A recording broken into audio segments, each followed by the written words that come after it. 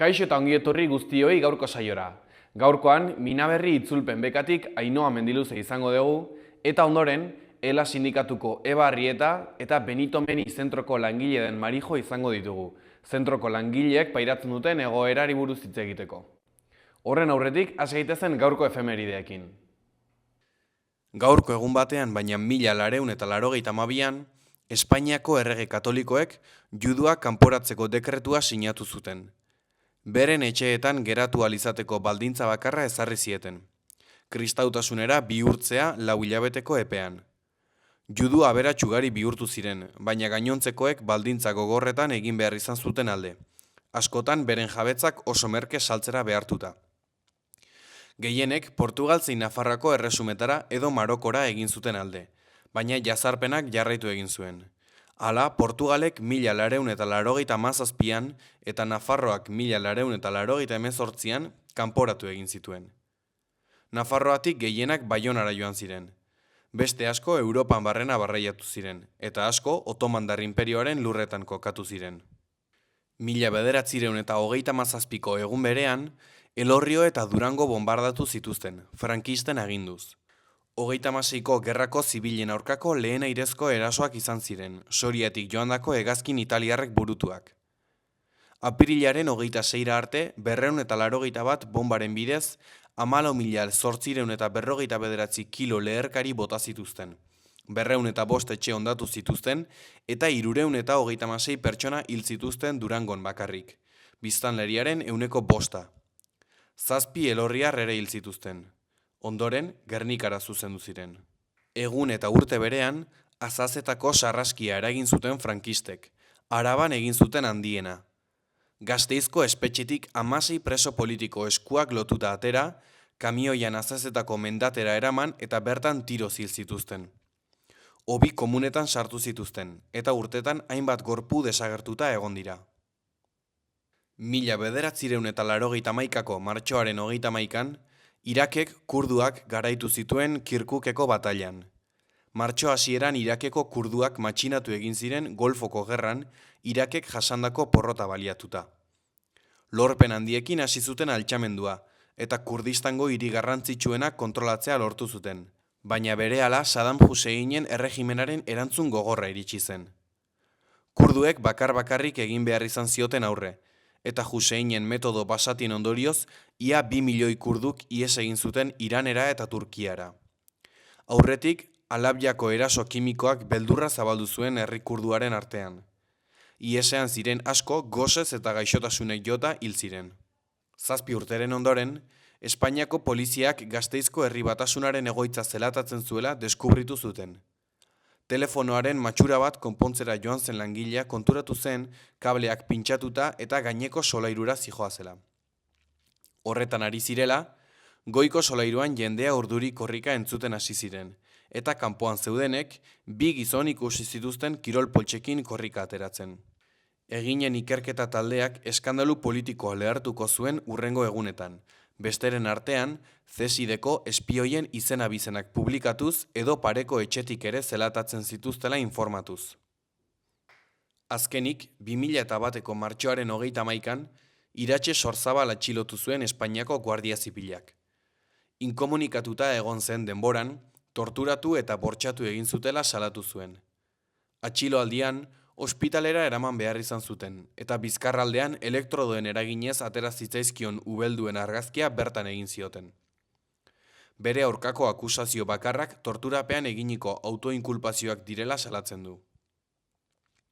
Sorzabal herri batasunako parlamentaria izan zen, eta Gipuzkoako amnistiaren aldeko batzordeen arduradun lanetan aritu zen.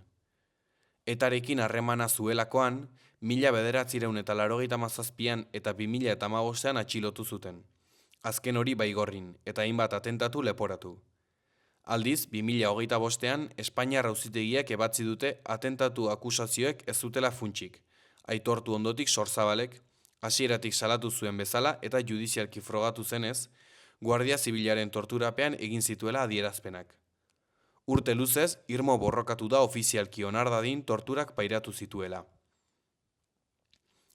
Aieteko adierazpenaren ondotik, 2011an, Sorzabal Norvegiako Oslora joan zen David Plarekin batera etaren mintzakide lanetan Espainiako gobernuarekin elkarrizketak izateko. Sorzabalen hitzetan, harreman iraunkorra izan zuten orduan nazioarteko egiaztatze batzordearekin. Norvegiako gobernuak babesa eman zion konponbidea ahalegin horri. Sorzabalek azaldu zuenez, ordea, 15 hilabetez Oslon ez atzera ez aurrera gelditu ziren mintzakideok. Errepasatu dezagun aste honetako agenda.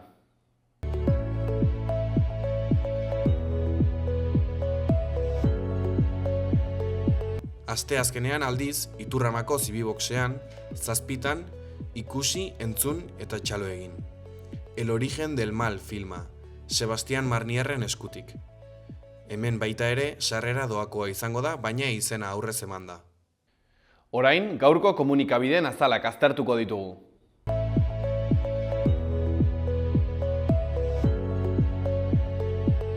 Diario de Noticias egunkarian horrela dio lerroburu nagusiak. 8 barruti berrik deszentralizatuko dute osasun laguntza Nafarroan zehar. Lehenengo puntuan, osasun legeak hartzen dituen arloek probak, osasun mentala eta gizarte eta osasun zerbitzuak jendearengana hurbilduko dituzte. Bigarren puntuan, zentro pribatuekin egindako hitzarmenak parlamentuak onartu beharko ditu. Hirugarrenean, landa eremuetako larrialdi zerbitzuen erreforma geldirik dago adostasun politikorik ez dagoelako. Argazki nagusian, Bolaños ministroa, Lais Arguello EEeko presidentea, Jesus Díaz Sariego Konfereko presidentea eta Angel Gabilonda, Arartekoa. Honen titularrean, Elizak konponketarako ituna sinatu du. Kasu bakoitza banan-banan ebaluatuko da, estandarri gabe. Pedofilia biktimak Nafarroako Elizan. Espero dugu kasu guztiak neurtzeko estandar bakarra egotea. Tartean, 6 urteko neska trans baten gurasoek estigma sozialei, iruzurrei eta gorroto diskurtsoei buruz hausnartzen dute. Eskuineko berrietan, Inik eta Nafarroko Kutxa Fundazioak 15 milioi inbertituko dituzte enpresa proiektuetan. Azpian, auzoaren birsorkuntza, Milagrosa Azpilagaina eta Santa Maria la Real. Ondoren, Euribor, tasa izugarri igo da eta hipoteka ordainketak 100 euro baino gehiago igoko dira. Jarraian, Nafarroako herritarrak 84 energia komunitaterekin aitzindariak. Azkenik, txapela, amets bat egia bihurtu da, baina bide luzea izan da. Diario de Navarra egunkarian horrela dio lerroburu nagusiak. Osasun ministroak landa larrialdi zerbitzuen erreforma plana bertan behera utzi du. Dominguezek dio ez duela adostasunik arlo batean ere. Irudi nagusian, Unai Laso eta Jon Ander Albizu txantxetan ari dira Ataungo frontoian, Nafarroarenan irabazitako txapelarekin. Honen lerroburua, kimika onak badu saria. Lasok eta Albizuk binakako txapelketako garaipena gogoratu eta arrakastaren gakoak azaldu dituzte. Eskuineko berrietan, Nafarroako ikaslegoa British eta Pai programetan bikaina da. Ondoren, N121A astean egun batean itxita egongo da ekainera arte Burutainen. Azpian, online edo denda fisiko batean, non egiten dituzu erosketak? Goiko berrietan, hobekuntzak Santa Maria la Realeko 1140 apartamentutan. Ondoren, Morente Sanferminetara itzultzen da. Azkenik, beste aukera bat Viktorrentzat Zarata artean. Berria egunkarian, aldiz, honela dio lerroburuak. AEK, agerikoa da badagoela herri gogo bat euskararen alde egiteko. Lehenengo puntuan, korrikaren 24. aldia masiboa izan da, Ane Elordi koordinatzailearen esanetan. Hori kanalizatzea da orain erronka. Bigarren puntuan, gutxieneko hizkuntza eskakizuna zein den aldarrikatu du AEKak, Euskal Herri Euskalduna.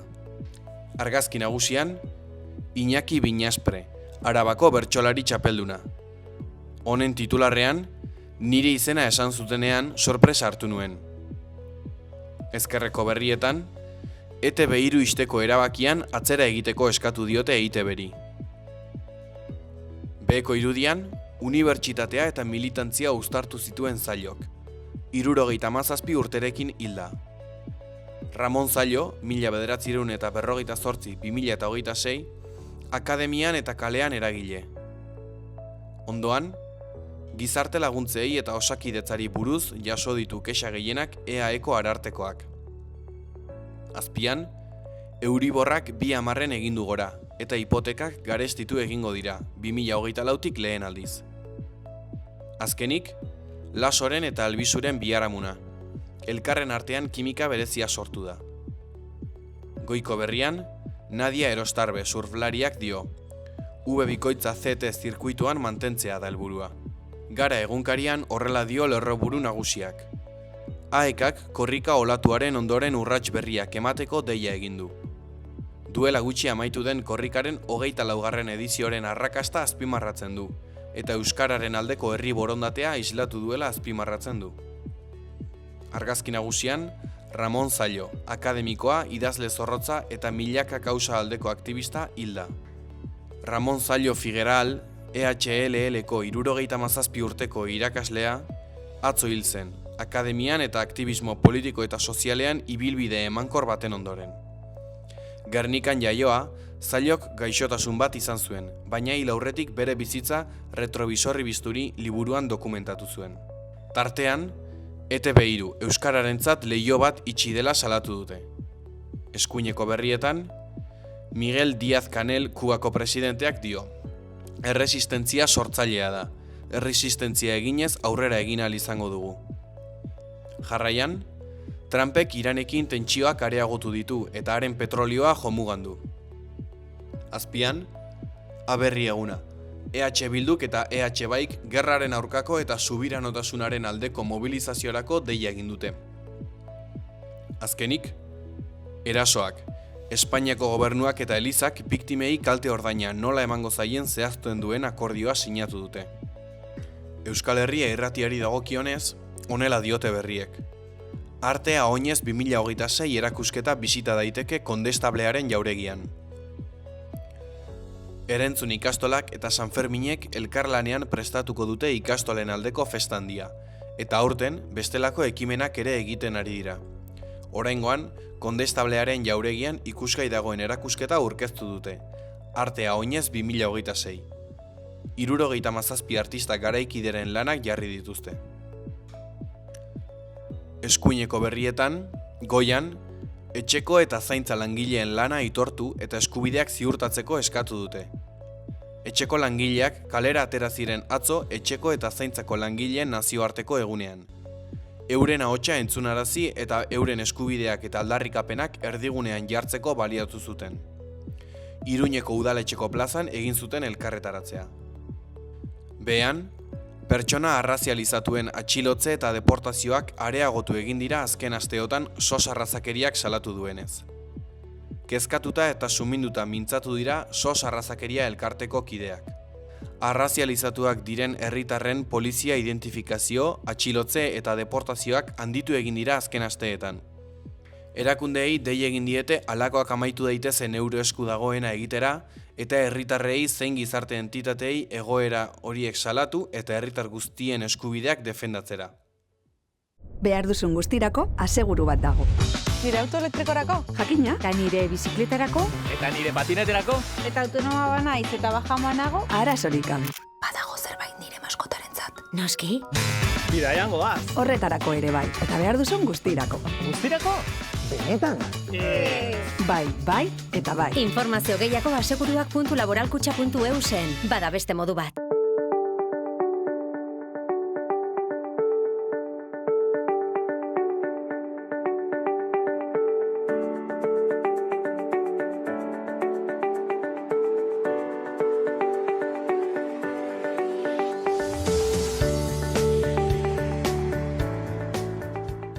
Kaixo eta ongi etorri gurera, Inoa, zer moduz? Kaixo, eskerrik asko, ondo. Lehenik eta behin ongi etorri, Minaberri bekaren izenaz doz, itzulpen beka. Konta eguzu lehenik eta behin, hobeto azaltzeko batez ere, zer den Minaberri beka? Bai, Minaberriren 3. edizioa aurkeztera nator. Minaberri itzultzaile gazteentzako beka bat da, 3. aldia da ateratzen dena, eta beka horrek alde batetik laguntza ematen dio, diru laguntza bat eta mentore edo tutore bat itzultzaile gazte bati bere lehenengotako literatur obra baten itzulpena egiteko, eta beste alde batetik, beste helburuetako bat da euskal literatur gazteei nazioarteko obra erreferenteen itzulpenak ekartzea euskaraz, hau da nazioarteko kalitatezko literatur lanak gazteei zuzenduak ekartzea euskal neraben gozamenerako. Aurtengoa ja 3. edizioa da, martxan dagoela. 3 edizio hauetan aldaketak egon dira edo oraingoz mantentzen hasi zen moduan? Dinamika berbera da, beti da hasieran lehiaketa fase bat, aukeratzeko nork itzuliko duen. Hortarako itzultzaileen elkarteak ze ez dut esan, baina berak antolatzen du Iruñeko udalaren finantziazioarekin. Itzultzaile elkarteak lagin bat jartzen du denen eskura, normalean liburuko lehenbiziko kapituluak izaten dira. Orduan aurkeztu nahi duenak lagin horiek euskeratu behar ditu eta entregatu. Eta horren gainean, epaimahaiak erabakitzen du zein den itzulpen egokiena edo gehien hurbildu dena jatorrizkora. Bai. Aipatzen zenuen, itzultzaileen beka hau gazteei zuzenduta dagoela, zergatik jartzen duzu fokoa bertan? Bai, itzultzaile elkarteak ikusi zuen, daudela beste itzulpen beka batzuk, nahiko ohikoa da literatur lanak beka bidez itzultzea, hortartean daude literatura unibertsala beka, eta urtero 3-4 bizpahiru titulu ateratzen dira lehiaketara, lagin bidezko lehiaketara euskaratzeko, Jokin Zaitegi bekan ere urtero ateratzen da euskarara itzuli beharreko obraren bat, eta gero 2 urtean behin Hilbeltza beka izaten da baita ere itzulpenerako, eta beste urteetan sorkuntzarako. Baina guztira ez dira hainbeste titulu ere, zenbat 6 edo 7 izango dira guztira, eta gazteontzat ez da beti erresa izaten gure buruarekin seguru sentitzea beka horietara aurkezteko, eta aurkeztu izan garenetan ere ez da erresa izaten ze konpetentzia handia dago, eskarmentu handiko oso itzultzaile onak daudelako tartean, eta beka hauek beti direlako alde batetik ekonomikoki interesgarriak, eta beste alde batetik aukera ematen dizutelako obra handiak euskaratzeko. Orduan hor ikusten zuen elkarteak gazteok askotan gelditzen garela pauso bat atzean, ez garelako ausartzen edo ausartzen garenean ez dizkigutelako halako bekak ematen oraindik esperientzia nahikorik ez daukagulako, eta bazuela logika espreski gaztentzako zen beka bat sortzeak aukera hori irekitzeko. Sortzen den beka honekin esango zenuke gazteentzako laguntza betetzen dela edo oraindik gehiago falta da? Bueno, egia esan bakarra da, oso garrantzitsua da eta pauso handia da, baina urtero pertsona bakarrak irabaz dezake beka hau. Gainera ez dute esan hizkuntza ere aldatzen doa urte batetik bestera. Lehenbiziko edizioan nik neronek ingelesetik itzuli nuen, itzulgaia, 2. urtean oraindik martxan da itzulpen prozesua, baina frantsesetik itzuli behar izan da obra bat, eta 3. edizio honetan alemanetik. Orduan... Noiz sortzen da proiektu hau edo, ze hutsune betetzeko sortzen da? Sortu zen, ideia esango nuke duela 3-4 urte sortu zela, eta batez ere elkarteak ikusten zuen, ze elkarteak urtero antolatzen du literatura unibertsala bildumako beka deialdia, eta etzela jende asko aurkezten edo beti pertsona bertsuak aurkezten zirela, eta normala da, azkenean eskarmentu handiena dutenek dute gaitasun edo handiena obra horiek albezaindu ginen itzultzeko. Orduan horri ikusten zen, gazteek ez zutela asko aurkezten bere burua olako lehiaketetara, eta aukera bat sortuta espreski haientzat, agian izan zitekela modu bat, batetik transmisio lana errazteko ere, itzultzaile eskarmentatu batek laguntzen dio itzultzaile hasi berri bati itzulpen literarioan lehenengo pausoak ematen, eta hor azkenean oso garrantzitsua da elkartearentzat berarentzat ere transmisio lan bideo hori egitea eta itzultzaile gazteak formatzea, haiek ere itzultzaile literario izan daitezen.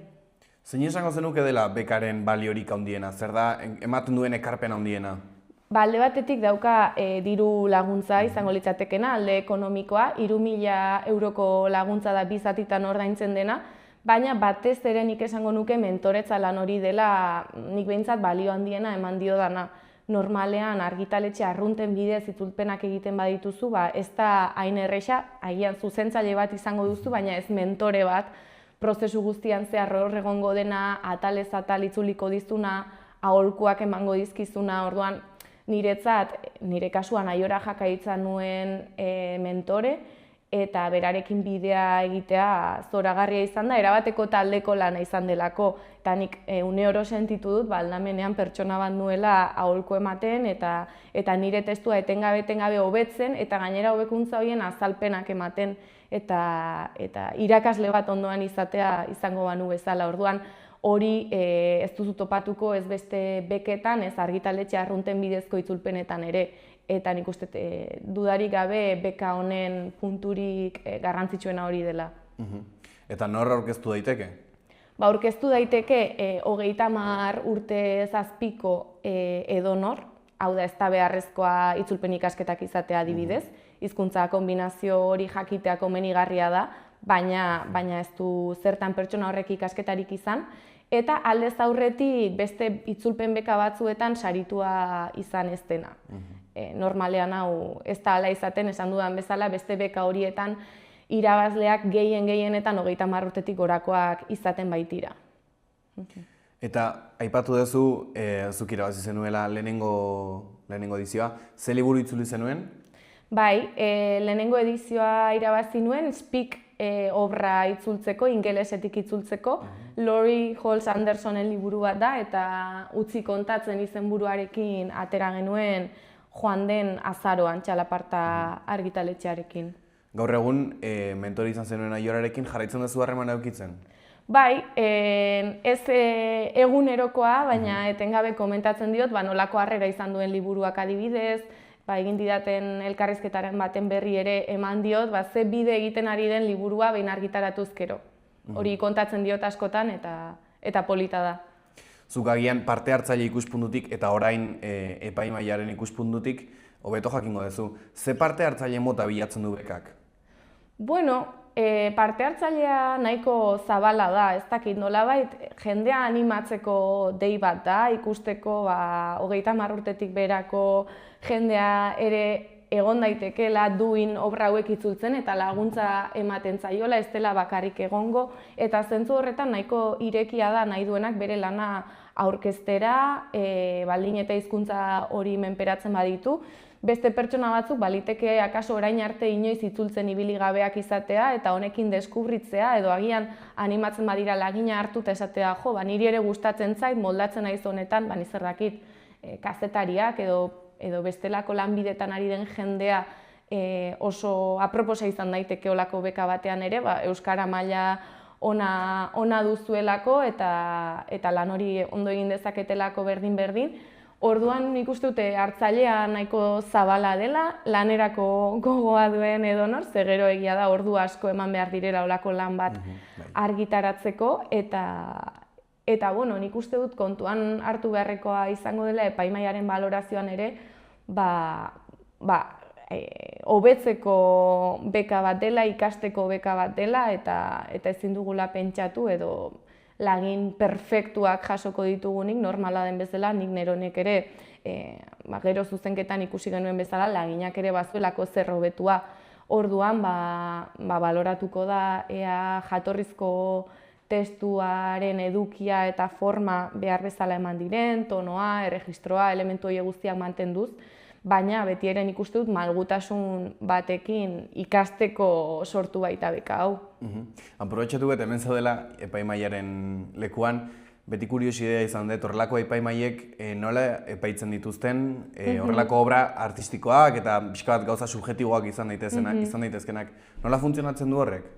Oraindik ezin dizut esan zehazki ze forma hartuko duen edo ze eztabaida izango ditugun, izan ere aurtengo edizioko deialdia irekita dago, laginak aurkezteko epea irekita dago apirilaren 20 arte, eta ondoren elkartuko gara epaimahaikideok. Orduan, ez dakit, nik uste dut parte nahiko intuitiboa izango dela, edo norberak irakurle bezala nola jasotzen duen lagin hori, ea funtzionatzen duen, ea ze sentsazio sortzen dizun alde batetik, eta beste batetik euskara egoki emana ote dagoen, beti ere, zuk esan duzun bezala parte bat subjektiboa izango dela kontuan hartuta, eta horretarako gaude 3 epaimahaikide esperientzia eta ibilbide desberdina dugunok, nik uste dut elkarren osagarri izango garela balorazioan. Aurtengo lana, hemen idatzita daukat, saiatuko naiz esaten, als die Welt noch jung war. Hori da. Zergatik aukeratu duzue lan hau, alemanez? Bai, nolabaiteko txandakatze sistema bat edo erabili nahi da itzulpen beka honetan hizkuntzari dagokionez. Orduan lehenengo edizioan ingelesetik itzuli nuen, bigarrena frantsesetik eta aurtengoan alemana tokatzen zen. Hortarako erreferentzia gisa hartzen dira nazioartean gazte literaturan dauden saririk garrantzitsuenetakoak. Dira Astrid Lindgren eta Hans Christian Andersen. Orduan, hoietan saridun izan diren obren artean aukeratzen da zein izan daitekeen aproposa euskaraz emateko. Eta kasu hontan, aurreko biak ez bezala, istorio liburu bat da. Bai nirea eta bai bigarren ediziokoa, ez dut esan Leire Errandonea itzultzen ari dena, eleberriak ziren, novelak. Eta aurtengoa beste erabateko liburua da, 53 kontakizun dauzka, okerrez banago, eta bueno, elementu interesgarriak dauzka hor ere. Ze ekarpen egiten dio urtero hizkuntza diferente bat izateak eta gainera urten beste idazkera mota edo liburu mota bat izateak? Azkenean, helburuetako bat esan dutela itzultzaile gazteak trebatzea eta laguntzea lehenengo aldiz literatur obra bat itzultzen, baina beste alde batetik hartzaileak ere hor ditugu, irakurleak. Eta irakurleak dira Euskal Herriko edozein txokotako nerabeak, bigarren hezkuntzan daudenak. Orduan, adintarte horretarako oso interesgarria da literatur eskaintza zabaltzea. Adin horretan irakurtzaletzen da jende asko edo sortzen du nolabaiteko ukazioa literaturarekiko. Orduan interesgarria da izatea adin horretara egokitutako liburuak, gero horrek ez du esan nahi helduentzat ere interesgarriak izango ez direnik, baina sortzea holako aukera zabal bat, alde batetik irakurleak oroar ez galtzeko adin horietan eta literatur zaletzeko eta gainera euskaraz egin dezaten. Ze bestela oso zabalduta dago jendeak pentsatzea euskaraz ez dagoela literatur eskaintza nahikorik edo literatur lan guztiak direla mota batekoak. Eta nik uste dut hizkuntza desberdinetatik ekartzeak hori dakarrela, nolabaiteko aniztasuna, jakitea beste herrialde batzuetako nerabeak nola bizi diren, ze kultur testuingurutan, ze kezka dituzten, askotan komunak izango dira edo kezka unibertsal batzuk izango dituzte adintarte horretan dauden nerabeek, baina beste batzuetan interesgarria irudituko zaiela jakitea beste kasuntan estatu batuetan kokatuta zegoen eta hori egia da nahiko ezaguna dela dagoeneko euskal nerabeentzat ikusentzunezkoetatik eta baina hori hizkuntza batekin mundu ikuskera bat dator, herrialde edo herrialde bateko egoeraren berri eman diezaguke eta hori guztian ikusut pizgarri dela adin horretako nerabeak gustora aritzeko euskaraz irakurtzen. Zuk nola ikusten duzu gaur egun nerabezaroko literaturaren egoera? Ez ditut asko irakurri, bai daukat gogoan nola irakurri nituen, eta ze gustora irakurri nituen nik DBH garaian zenbait literatur lan, eta orain denborarekin konturatu naiz gainera, horietako asko itzulpenak zirela, ez nuen espero, ze oraindik ere pentsatu dugu liburu honekin eta jaso dugu olako komentarioren bat, itzulpen bat izanik, ikastetxe asko pixkat uzkur dira edo ez dute eskolan landu nahi, nahiago dute beti jatorrizko lanen bat irakurri eta itzulpenak ez dira inbeste lantzen gure kasuan dexente irakurri genituen, konturatu ere egin gabe itzulpenak zirenik eta bai daukat oso oroitzapen ona asko konektatzen duzulako momentu hortan bizi duzuna eta liburuetan kontatzen denaren identifikazio zuzen hori egiten duzula. Nik uste dut euskerazko literatur eskaintza oro har zabaltzen ari dela, baina gazte literaturan adibidez ez dagoela hainbeste itzulpen. Haur literatura da agian kopuruan gehien itzultzen den euskal literatura mota eta haurrentzako ikaragarri liburu pila daude, jatorriz euskaraz idatziak edo euskaratuak, gazteentzako ez hainbeste. Uste duzu horrek eragiten duela, akaso gazteek gutxiago irakurtzeko edo...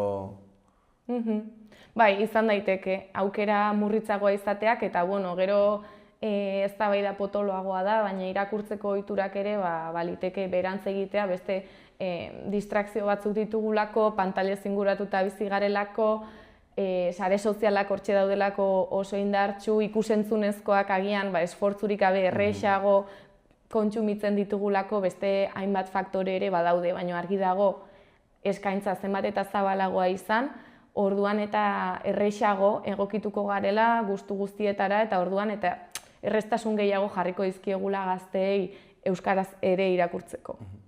Aipatu duzu lehen mentoretza zuretzako dela beka honen zati garrantzitsuenetako bat. Akaso bekak eman dezake gazte batentzako, beka hori irabazten duen gazte horrentzako, begirada bat etorkizunera eta sentimendu bat agian hortan badagoela etorkizun bat, berak ere izan dezakeela etorkizun bat horretan? Bai, dudarik gabe. Behintzat, lehenengo pausoak tutore baten laguntzarekin emateak konfiantza ematen dizu, dagoeneko liburu bat argitaratzen duzu berme guztiekin. Hau da, zuzentzaile tutore batekin, argitaletxe batekin, editore batekin, eta ikusten duzu nolakoa den prozesu guztia, baina beti ere lagunduta. Hortik kanpo ez da hain erresa bidea zure kabuz egitea. Aipatu ditut zenbait beka eta gero egongo litzateke argitaletxeen mundua, baina ez da hain erresa zure burua ezagutzera ematea edo atrebitzea, zuk zeure burua aurkeztea, liburu bat itzultzeko itzultzaile posible gisa. Eta orduan, salto hori ez da erresa izaten, batetik, adibidez, itzulpengintza ikasketen kasuan, jende askok itzulpengintza uzten du ikasketak bukatuta eta beste bide batzuk hartzen ditu, irakaskuntzan, kazetaritzan eta distantzia bat sortzen du itzulpengintzarekin. Eta beste alde batetik, ni nire kasuan unibertsitatean aritzen naiz hemen nupen itzultzaile eta salto handi xamarra dago itzulpen mota batetik bestera ere. Administrazioko testuetan aritzen naiz batik bat, unibertsitate barruko testuak itzultzen, ez dira normalean xede artistiko batekin egindako testuak, eta hortik literaturara salto egitea ere, akaso beka hau eskuartean izan ez banu eta aukera hau sortu izan ez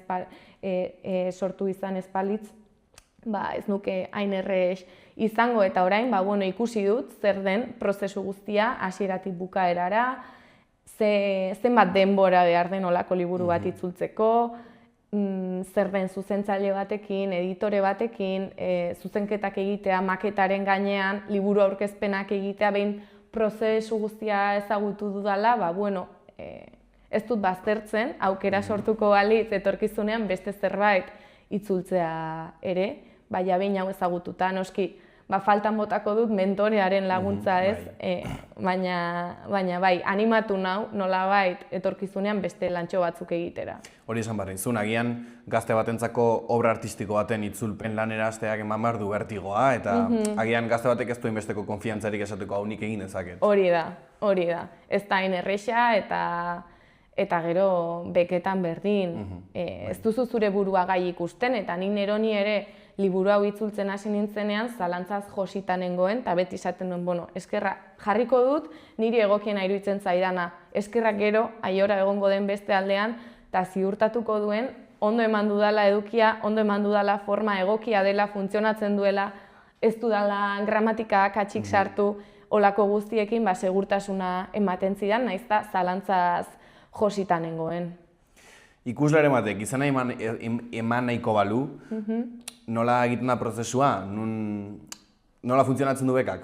Bai, hasteko eta behin apirilaren 20 arte dago irekita izena emateko epea, EIZIEren webgunean daude jarrita oinarriak, eta oinarri horietan azaltzen da ze bidetatik entregatu daitekeen lagina. Esan dut lehen ere, lagin bat dago eskura EIZIEren web horrian, EIZIE da Euskal Itzultzaile, Zuzentzaile eta Interpreteen elkartea, eta lagin hori bera itzuli behar dute hautagai guztiek. Liburuaren lehenbiziko kapituluak, lehenbiziko orrialdeak izaten dira.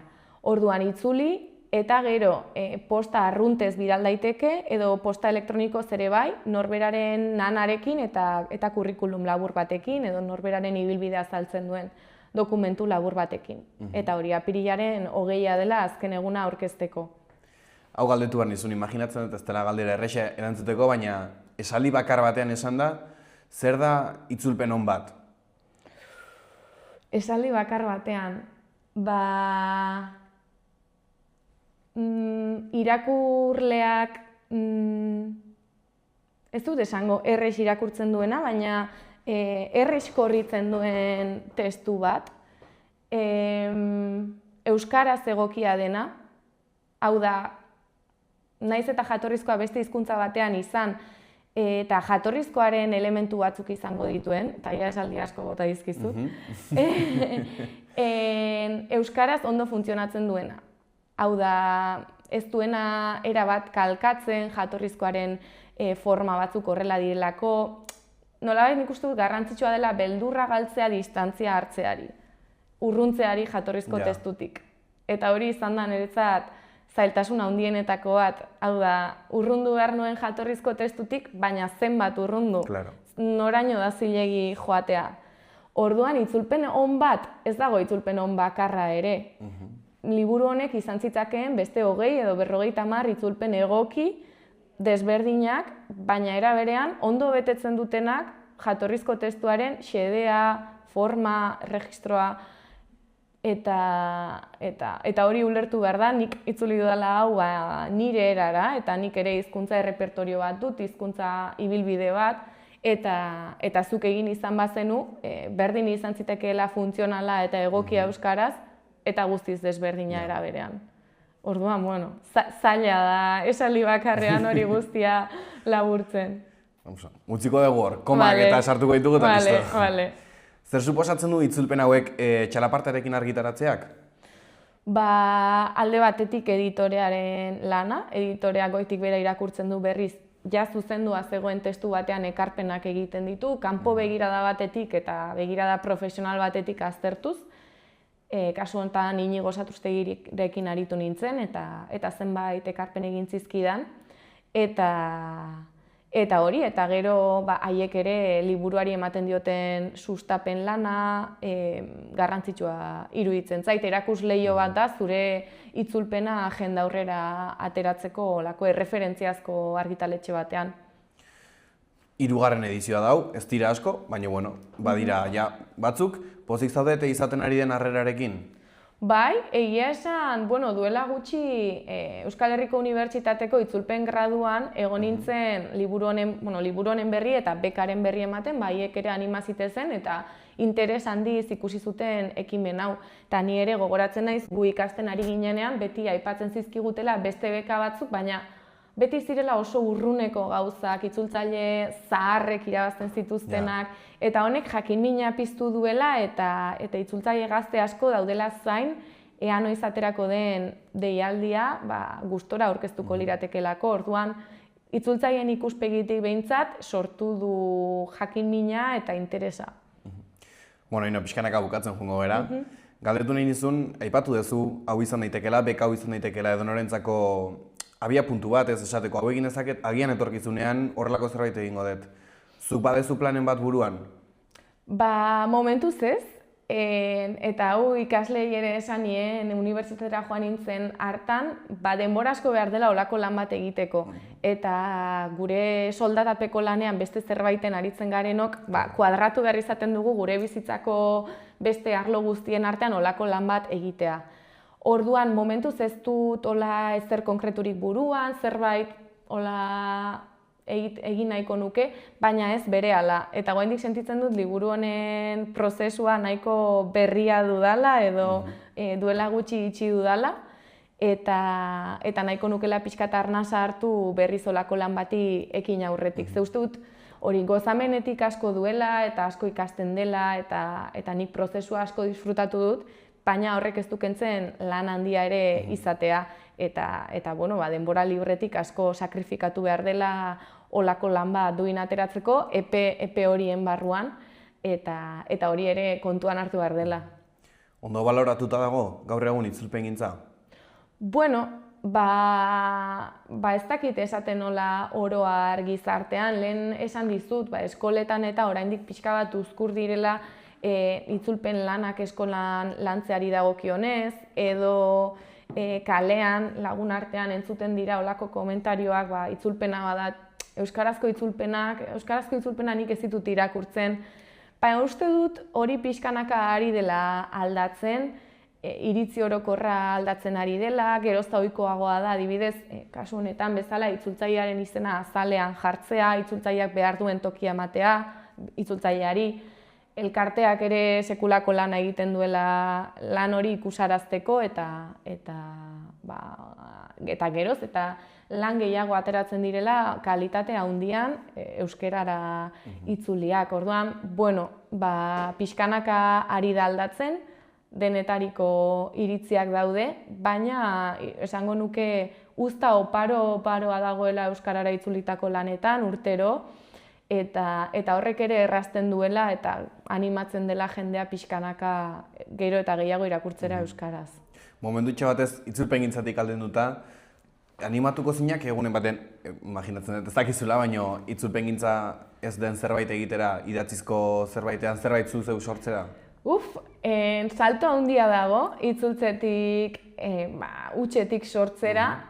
Esan behar da, hala ere, itzulpengintza sorkuntza lana dela, eta erabatikoa, sormen handia eskatu dit lan honek, adibidez, hitz jokoak zeudelako ingelesez itzuli beharra, ironia asko erabiltzen zuelako, olako elementu kreatibo pila bat zituen, eta hori azken finean sorkuntza lana ere bada. Eta sorkuntza lan hori abia puntu batetik abiatzen da, ez dakit nola esan. Orduan, iruditzen zait oraindik salto handia dagoela hutsetik zerbait sortzera. Itzultzaileok asko lantzen dugu hizkuntza eta ez dakit, lexikoaz gain, sintaxi egiturak, efektuak, hori dena lantzen dugu, baina gero sortu behar da hutsetik. Ez dakit, ikusiko da etorkizunean, baina iruditzen zait lan nahiko desberdinak direla biak ere. Bukatzeko, Ainhoa, zer esango zenioke beka ezagutzen ez duen norbaiti eta agian interesa izan dezakeen bati? Anima dadila beldurrik gabe, lagina ez da hain luzea ere, lagina itzultzeak ere, pista batzuk ematen dizkizu, zeri buruzkoa izango den liburua, ea zu nola sentitzen zaren, gustatzen zaizun jarduera hori edo ez. Probatu dezala, ikusi, ea lana jarduna gustatzen zaion, ea nolako emaitza lortzen duen, entregatu lagina eta gero ikusiko da. Baina hori nik uste dut norberari gustatu behar zaiola, eta nik horrexegatik lagina itzuli nuenean, liburu osoa irakurri nuen lehenengo eta behin ikusteko ea gustatzen zitzaidan, ea erronka egingarria zen niretzat, etzen handiegia, eta hori guztia baloratuta jarraitzea erabaki nuen. Baina, inoiz itzultzen aritu ez denak ere aukera du hori probatu, lagina entregatu, eta ez duela ezer galtzeko egia esan. Hori esan behar izun, eta zer esango zenioke itzultzera sartu nahi duen norbaiti, baino beldurra dionari? Ez dakit, ez dezala beldurrik izan. Eta beka ematen ez badiot ere, ez dela ezer gertatzen, praktika egokia dela, aukera duela beste urte batzuetan ere aurkezteko, eta behin itzulpen lana tokatzen bazaio, hau da lehiaketa irabazten badu, beti izango duela babesa inguruan, argitaletxearena, mentorearena batez ere, eta gutxi jakinda abiatu nintzela ni ere, abentura honetan, eta ziurgabetasuna handiak izan ditudala, baina babes horrekin azkenean erraxago ematen direla lehenengo pausoak. Mi eskera Ainhoa etortzeagatik. Ez dakit bukatu baino lehen beste zerbait aipatu nahiko zenukeen? Ez, anima dadila jendea eta ikusiko dugula elkar. Osongi, mi esker etortzeagatik eta hurrengora arte. Mi esker zuei. Behar duzun guztirako aseguru bat dago. Nire auto elektrikorako? Jakina, eta nire bizikletarako? Eta nire patineterako? Eta autonoma banaiz eta bajamoa nago? Arazorik gabe. Badago zerbait nire maskotarentzat. Noski? Bidaian goaz. Horretarako ere bai, eta behar duzun guztirako. Guztirako? Benetan? Bai, eta bai. Informazio gehiago aseguruak.laboralkutxa.eusen. Bada beste modu bat.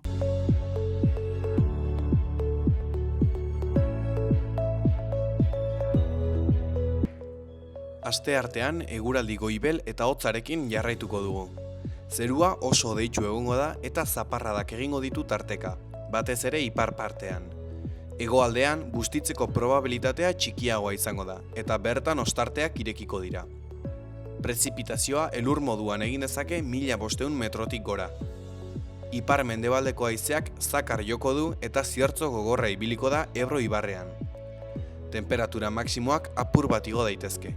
Hala ere, igoera ez da gehiegi nabarituko. Aste azkenean eguraldiak bide beretik jarraituko du. Zerua hodeitsu egongo da eta zarradak egingo ditu tarteka. Oro har txikiak izango dira eta bereziki ipar partean egingo ditu. Arratsaldean ostarteak ireki daitezke, bereziki hegoaldean. Ipar-mendebaldeko haizea ibiliko da eta temperaturan ez da aldaketa handirik izango. Giroa freskoa izango da sasoi honetarako.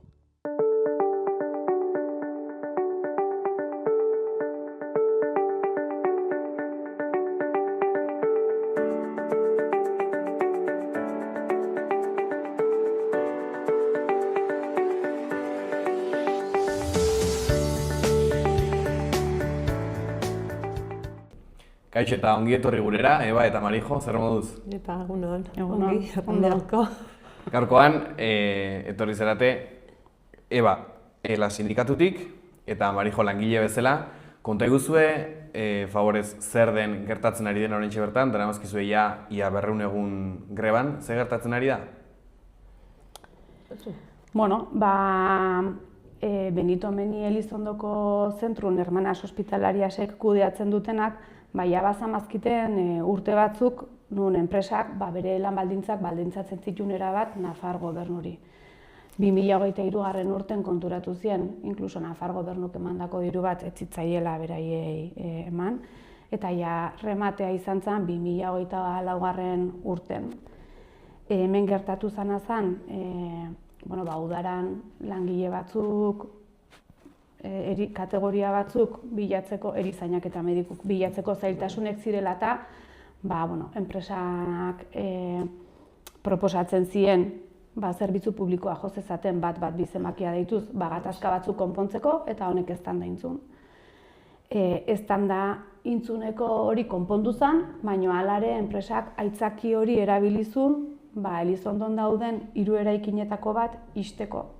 Aitzaki esan nahi dut, ze proposatuzun 2025ko urtarrilen batetik aurrea itxi behartzula, eta orduako mediku kopurue bazeon, eta erizain kopuru ere egotazeon. Orduan, garbi esan genion enpresari, hau balima arazoa eta konponduta balima dao, beraiek aurrera jarraitu behartzuten. Bai, eta igual horri gehitu ere bai, justo etxizuten eraikin hori ere bai, zela pertsonal gutien abiar zuena, bai erizain eta bai mediku aldetik. Eta orden... Bai, eraikin hori izan, bertan zeren erabiltzaileek autonomia gehiena zutenak. De hecho, autonomia lantzeko erabiltzen zen errekurtsoa, gero kaleratzeko, reinsertatzeko gizarten, eta justo zen, mediku eta erizain, kopuru gutxi erabiltzen zuen errekurtsoa. Eta horrekin gatazka lertu intzan. Bai, eta gero gainera, 2025 ere bai, hermanas hospitalarias pastu zen izatera fundazioa. Eta horrek erran nahi zuenez, fundazioa bera alokatzen zituela 3 eraikinek hermanas hospitalariase. Eta gerora ikusi ginen berriz ere, eraikin hori bertze erabilera bat eman zioten, orduan ikusi ginen dena zela sosa kontu. Eta orduan sentitu ginen aurpegira irri egiten nahi zirela bezala, ez ozotzat hartzen zakutela. Nola iristen da egoera honetara, imaginatzen dut, ez dela egun batetik besterako kontu bat, aipatzen zuten 2023an, gero 2024an, nola doa zerbait eskalatzen egin beste eta ez da inungo momentuan gelditzen? Eskalatzen juten da, ikusten deulako, benetan enpresak mahai gainen jartzen dituen argudiok edo, utxek dielako, ez? Marijok esan don bezala, denbora pasala, nabarmentzen da, enpresak berez inaizuna zen, irtenbide estrategiko batin eraikin hori itxi errentagarritasun gehiago sortzeko, eta honek sortzen dona da kalitateen galera bat eta langileentzako kaltea. 52 langile die eragina dutenak, batzuk eragin latzagok ze kaleratzek daude, bestek eragin batzuk, beraien kontratu aldaketakin, eta honen aurren enpresak ez du konponbidea jartzen. Enpresak arazo bat sortzen du, Nafar gobernukin adostuta, eta horrek dauzken kaltek, edo ondoriokok, ez die bideratzen. Ez zaintzan dauzken kaltek, ez langileen dauzken kaltek. Negoziazioa proposatzen dugu, eta enpresak uko egiten digu gai honi buruz hitz egitea, 2025 aurrea jun arte. Orduako, hainbat mobilizazio, hainbat greba egun, poliki-poliki hasi ginen antolatzen langileek eta mobilizaziotan geroz eta gehiago. Eta tarte hortan enpresak bera mehatxo egiten zakun, etxi bertzela, beldurra sartzu zigun, presio, kriston presoina, baina gero ikuste ginen batean denbora pasala, bertze bide batzuk hartzen zitula, beraiei errentagarri izateko. Eta orden ere bai, guri horrik indartu zakun erranez, hauek ezurrat batetik bertzera erraten dakute, Eta orai bera ere bai, beti kanpotik enteratu gara informazioa, ez enpresak, ez inorek ez dako erran, eta adibidez orai ere bai, eraikina dagona alokatua, lehenbizko alokatu zuten, lehenbizko eta bigarren solairua, orai bat batean hirugarren solairua alokatu dakute. Eta ez digute horren informazioa ematen, eta deus ez horren ikusten dugu, gezurretan dauztela. Zenbat egun daramazkizu greban? 173 bete gintun. Eta nola luzatu da inbeste greba? Enpresak negoziazioa blokeatzen dulako erabat. 2024 bukaeran hitzarmenan negoziazioan genden ere, eta negoziazio mahaia eraman ginuzten alde batetik plataforma negoziaziokoa, eta beste alde batetik eraman ginuzten ezinbesteko baldintza bezala erabaki honek hartu duten erabaki honen ondorioz daren kalten negoziazioa, hori kaleratze hoiena edo zaintzan arazona. Esan dizuten bezala, zati hortaz enpresak ez negoziatu nahi izan du, ez digu utzi hizketa iten, eta hitzarmenai bueltan enpresak ekartzen zizkigun oso baldintza kaskarrak. Nafar gobernuko 2,2 igoera, eta beste ezer ez. Kontutan eukita, hauek oso egoera prekario ondarela, hori onartezine da. Eta kontutan eukita, bertizen itxierak euki ditun kaltek, onartezine da, hortaz ezin hitzein alizatea. Kaleratze batzuk dare mai gainen, eta hortaz ezin dugu hitzein. Ordu, enpresak jarrera hori mantenduz, blokeatzen junda, eta azkenen jungia hilabetetik hilabetea, ez du inolako borondatek eman, badire gauz betzuk ere soskontuk ez direla, adibidez egutegi errez bat egitea, denai ongi egokitua konstantea eta gero zuri bizi, eguneroko bizian konbibentzia egoera, ona errazten dizuna ere bai, eskeztu hori ere, ez du erekitzen ere hartzen dizu duela 20 urteko egitea bai, kopia-pega, eta hori ere ez da bidezko, ez azkenean ez zain portez gure goera, eta ez da ere erabiltzaileena, zertaz, suposatzen da gauden metodologia horretan, nor bere auxiliar referentea izan behar duena taula, hori ere ez berdin zaie, ez igual zaie gutik batean gaur goitzez bazaude, bihar atxaldez, nun, bai. Zein da egiten dituzuen aldarrikapen nagusiak? Hoitzen azkenean soldata duin bat izatea, ez? Egutegi konstante bat ona eta ez olako hainbertze ordukin, zertaz azkenean sartzen dugu, imaginatu, 1.080 euroko jornal bat, bi asteburu betean, eta sartzen dugu 161 ordu. Eta horretizu, horrez dago bizikalitaterik, eta gero ere bai azkenean zure lankar, gero eta lankar gehiago dugu, gero eta ardura gehiago dugu, eta orden hori ez dago bat ekiparatue. Osea, kriston deseros eureka dago. Zer desberdintasun dago sare publikoarekin? Soldata aldetik izugarrizko arrakala dago.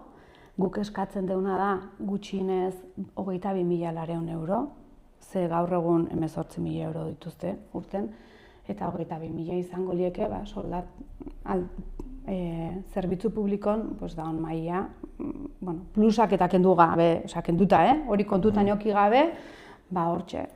Eta gero, adibidez, lan ordutegikin, zerbitzu publikon 1.582 ordu dituzte, 35 ordu hasten, eta hauek 100 ordu gehiago. 1.682, 88, segunda zetxandatan zaren orduan, 100 lan ordu gehiago egin eta 4.500 euro gutxigo kobratuta arrakala nabarmena da. Eta horrez gain, planteatu dutena, ordu egutegitan, antolaketan, baita arrakala dare. Hoi oinarrizkotan, gero hortik aurrea, daren plusak, asuntos propioseko egunak, ez dakize, beste horren beste gauza, Baina, hori ez dugu eskatzen, baina gutxineko duintasun bat izan daiteko, bai. Ehun lan ordu horien ezberdintasunak gero nola ere egiten du egunerokoan? Bueno, azkenean, zaude egunero lanean pentsatzen, ez? Eta gainera dugune gutiek egin gauz goizatzalde, zaude, ez duzu deskonexio, zaude begira. Eta gero ere bai, azkenean lankarga handiago baldin baduzu ere bai, seguna duzu ere bai, igual ez duzu arreta egokia ematen, ez nahita, baizik, zure Bai, estresa... azken finen, 100 ordu horiek sartu behar de, orduan librantza gutxigo daukezu, eta horrek zure bizi pertsonala eta lana uztartzeko, arazo gehiago ekartzen dizkizu. Hauek lan egite dute urteko egun guztitan, astelehenetik igandea, 24 ordu. Orduan txandaka antolatzen dienez, azkenen, asteburu asko ez dute libratzen. Bai, eta horri gehitu behar zaio ere bai, duten kudeaketa txarrakin, ere bai, igual batean zaudela zure asteburua libre, eta mezu bat jasotzen duzu erranez, etortzen altzara gaur lanera. Ez?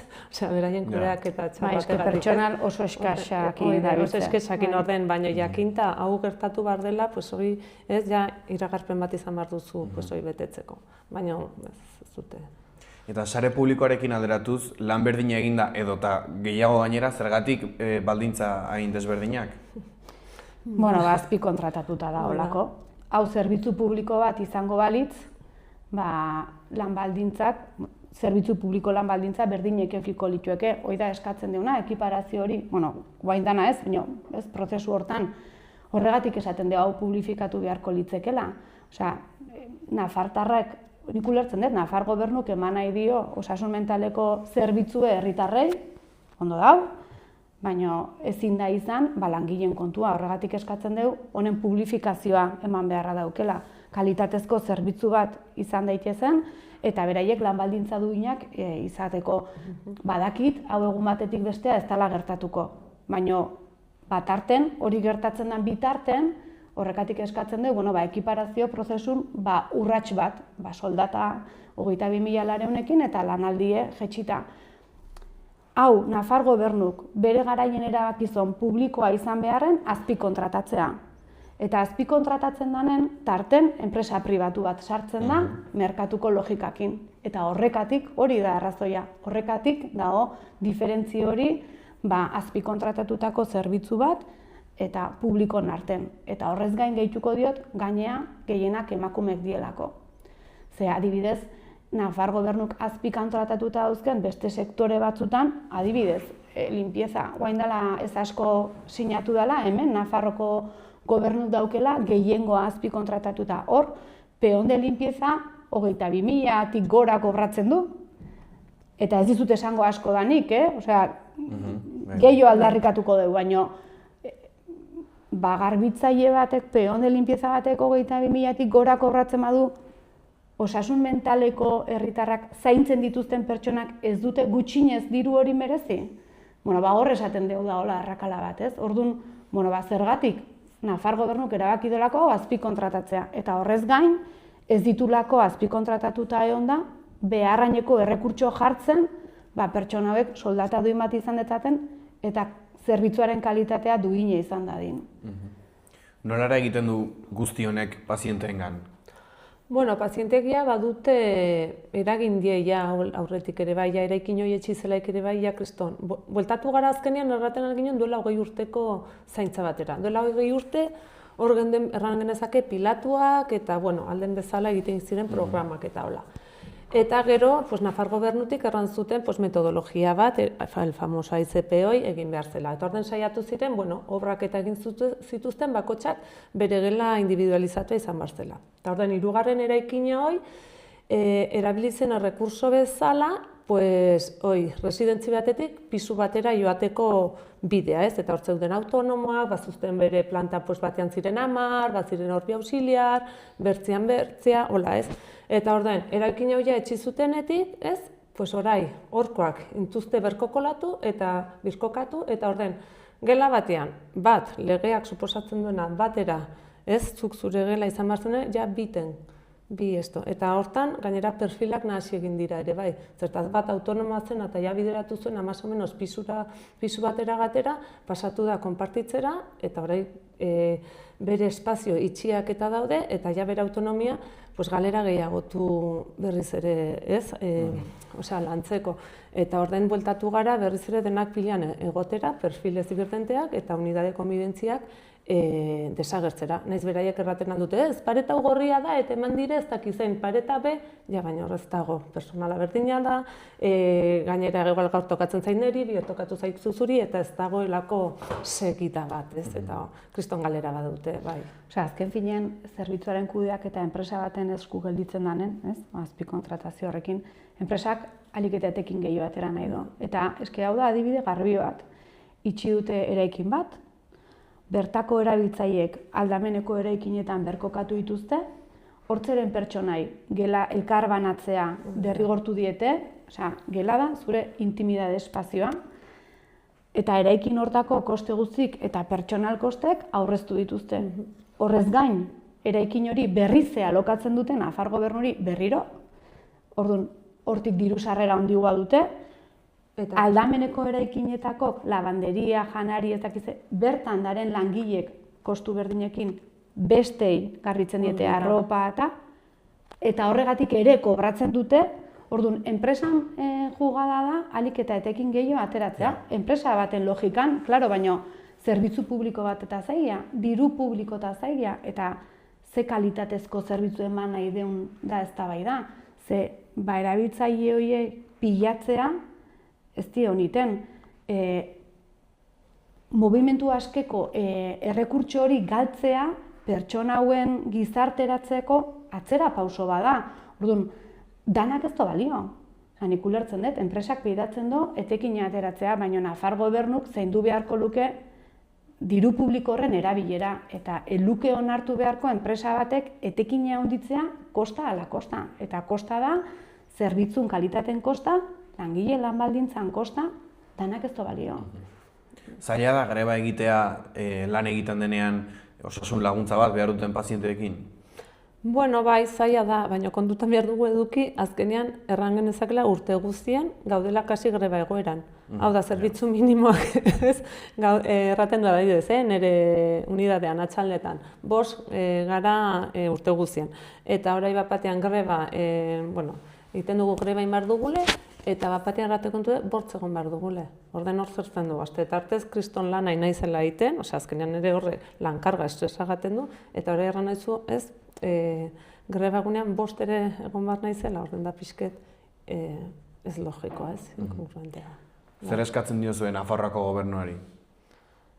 Bueno, pues eskua sartzea ez, hemen ja azkenean uste dut gure baldintzak ez direla batre duinak eta esku hartu beharra du. Esku hartzea. Azkenean bere dirua da, kontrolatu beharra dugu, ez? Bai, Nafar Gobernuen ardura da, beraiek erabaki dute azpikontratatzea, eta azpikontratatzekin ez da nahikoa, ardura bat dute. Beharraineko errekurtso jarri behar dituzte mahai gainean, hau ondo joan dadin, kalitatezko zerbitzu bat eskaintzeko eta lan baldintza duin batzuk izateko, eta beraiek esku hartu beharko dute egoera honen konponbiden, ze azken finean esan deten bezala, beraiek dira arduradunek. Bai, beraiek gainera ez, kontzertu bat egiten dute firmatu enpresak, eta Nafar Gobernuak sinatzen dute erran genezake gauz betzek bete behartuztela. Bueno, pues gauz horiek ez dire bete, ez aurten, ez galden urtean, eta ez duela esto, ez? Azkenean programak ez dire betetzen, beraiek egin behartuten adibidez sustituzioak ez dituzte betetzen, orden hori argi dago, baina ez dute deus egiten, osea. Eta hau errana, egon gara hori inspekzioan ez dakinon, baina ez digute jarrezten ez, azkenean. Zer espero duzu gobernuak egite datozen hilabeteetan? Bueno, otsaien parlamentun mozio bat bozkatu zen, 3 puntutatik 2 onartu ziren, eta onartu ziren horietan parlamentuk Nafar Gobernuari, instal gobiernoen agarra, enpresa, zerbitzu hau aurrera eramateko, behar dien errekursok jarri ditzan, eta baita eskatzen dio kalitatezko zerbitzu bat bermatzea eta langileen lan baldintza duinak bermatzea. Orduan, parlamentuk agindu hori eman da Nafar Gobernuri ze espero deun, urrungo hilabetetan espero deu Nafar Gobernuk hau kontutan eukitzea eta zerbait esku sartu dezan egoera hontan. Uste duzue, imaginatzen, aipatzen zenuen hasieran, gezurretan ibilitako enpresak eta bar, espero duzue hau iritsiko dela mozionetan lortutako 2 puntu horiek iritsiko direla errealitatera? Hombre, esperantza horrekin. Esperantza dugu. Luze gaude. gain dela, bai, baina, bueno, ez dugu Bai. etxituko, saiatuko gara, azkenean ez dugu eskatzen. Guria dena baizik, ez dugu. Nor da egoera honen arduradun nagusia? Bueno, Nafar gobernu eta enpresa esango genezak, ez? Bai, nik uste Nafar gobernu eta enpresan arteko simbiosi hor bat dago, ez? Nafar gobernuri ondo datorkio enpresa hau horreotea eta behai diru ematea, zerbitzuei jazta beak ematen do, begik itxita, ja, ez? Titularra badauket, ez? Osasun mentaleko zaintza eta ekin irikitzen duten da. Nafar gobernuri horrekin ematen do zerbait iten dola, eta enpresari ondo datorkio, ze diru pila sartzen nahi da boltxikun, badaki bezeroa seguro daukela, badaki kobratu behar dola seguro, ez dauke inungo arriskuik enpresa honek. Orduan, beraien arteko, ez, simbiosi hartan. Adibidez, greba garaian ere bai ez ditugula zerbitzuk ematen, ez, erabiltzaileek kobratzen diete dena, zuk ez zara zerbitzu bai ematen. Orduan, azkenean pixkat errespetu pixkat familia ere bai, ez, azkenean, ez kobratu behar duzuna, ez da guti hor pagatzen dena. Bai, ardura honek, Nafar gobernua erabaki dolako azpi kontratatzea eta ez titulako beharraineko baliabide jartzen, azpi kontratatzekin ja, beste alde batea behidatzen dolako, eta, enpresak bai bere erantzukizune badauke, langile hauen kontua, diru irabazten. Zergatik diozue ikusezinak zeratela? Bueno, pues jagaten duguleko zein bertze denbora borrokan, ez? Borroka eta borrokan, beti hor ikusten dugu emakumeen alde, ez dakit zer, baina gero hor gaude, eta ez dugu inolako soluziorik edo... Bai, ikusten baitugu enpresaren leloak, ez? Zaintza erdigunean, langileek, balorek, baina gero errealitaten ikusten deuna da, berdintzaiela, langilean baldintzak, zaintza zenolakoa ematen den, ze hartzen dituzten erabakin baitan zaintza okertzen da eta etzaile inporta, eta Nafar gobernukin berdin, ez? Bai, planteatzen dute zaintza erdigunean, proiektu polit bat, pertsona izan behar dela ardatz, baina errealitaten eraikin bat izten da, eta esaten digu zuzendarik, Nafar gobernuko zuzendarik, etzekila ez der. Olaxe, Olaxe, orduan esan nahi dut, horren beste ez dizu preokupatzen, ez? Eta hori, esaten diogu ze kalte ekarri ditun honek, eta urtebete berandugo ez egin aldatzeko. Esaten diogu ze egoeratan daren langilek, ze prekarietate egoeran daren, eta esaten digu bai ulertzen dut, bai prekarietaten dare. Baina ez du ez egiten hori aldatzeko, eta bere esku da, kontzertu hori aldatu, eta diru gehiago jarri, eta hau bestera batea egitea.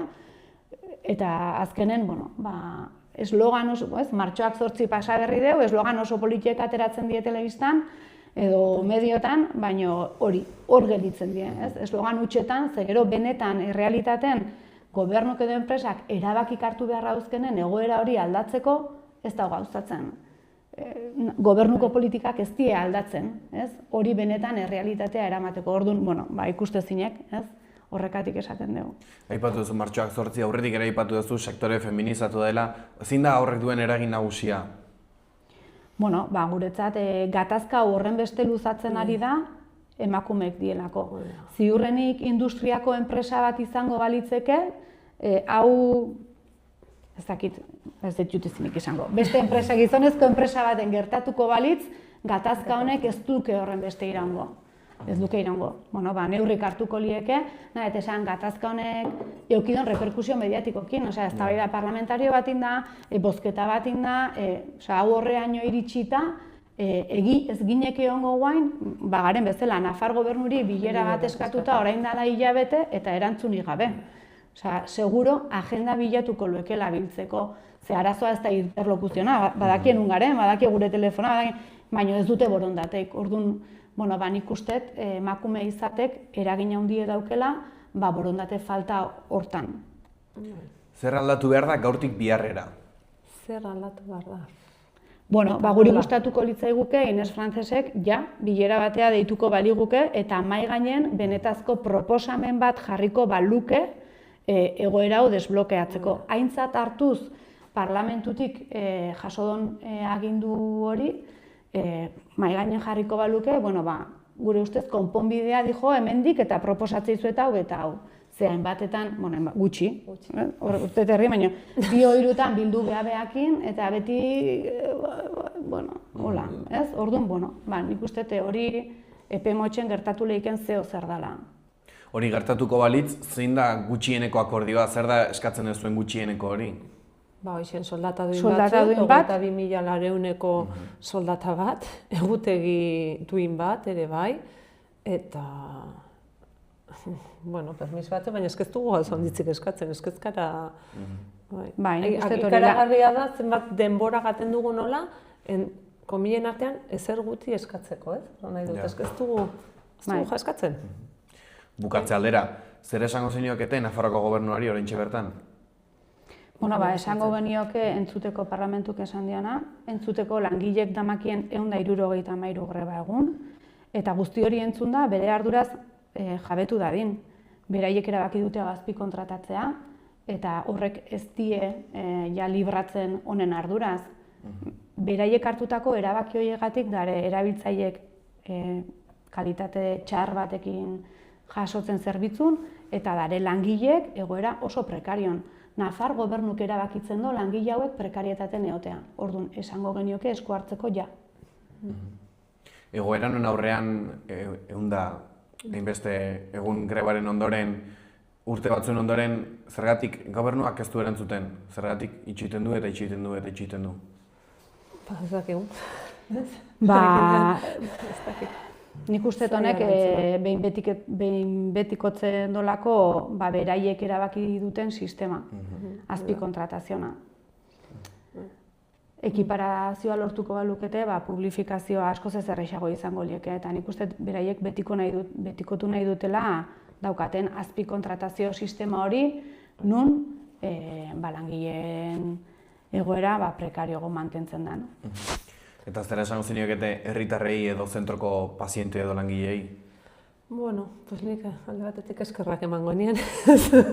Eskerrak zertaz azkenean gaten dugun hainbertze denbora unten, zaila da beraientzat, guretzat lortuko dugu, ez dugu lortuko, baina, bueno, sinisgarritasun hortan laguntzen dakun horri, eskerra honitz marzaio, eta baita ere batez ere herriari ere bai, zertaz gusten dugu hainbertze apoiatzen dakutela, eta langilei, denek egierteko badugu apoio handia, eskertzekoa da, herrian, eta ora eskertzekoa da.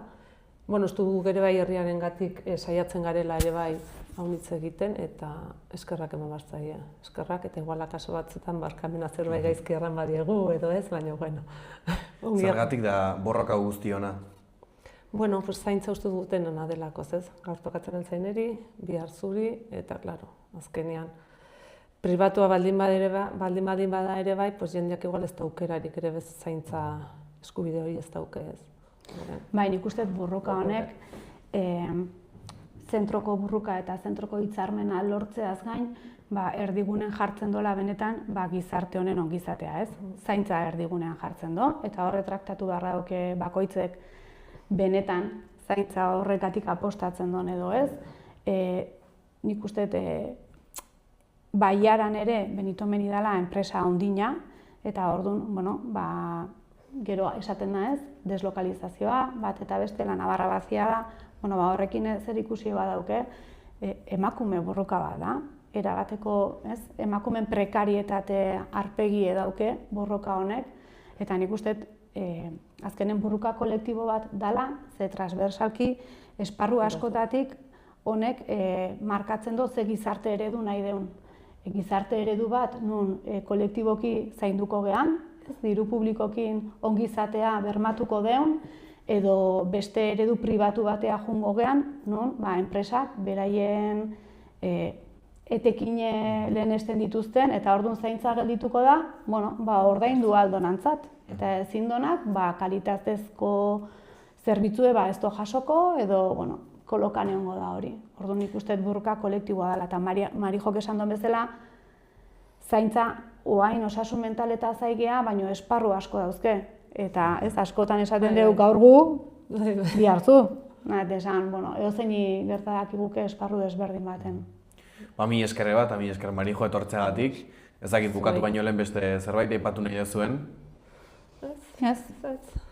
Eskerrik asko zuei. Bai. Zuei. Plazer bat, Eskerrik mi esker bi etortzeagatik. Mi esker egiten zuen lanagatik noski baita ere. Eskertu mil, Eta animo guztia dituzu gurekin eta hurrengorako. Vale, Eskerrik asko. Mila esker.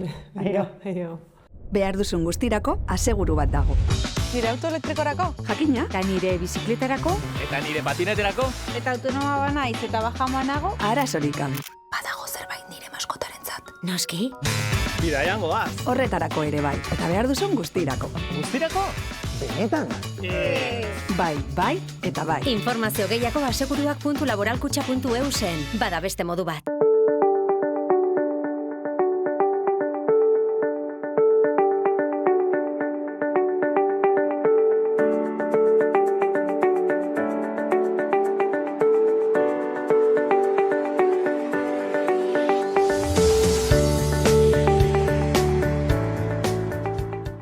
Hau izan da gaurko saioa. Mila esker gurekin egoteagatik eta bihar arte.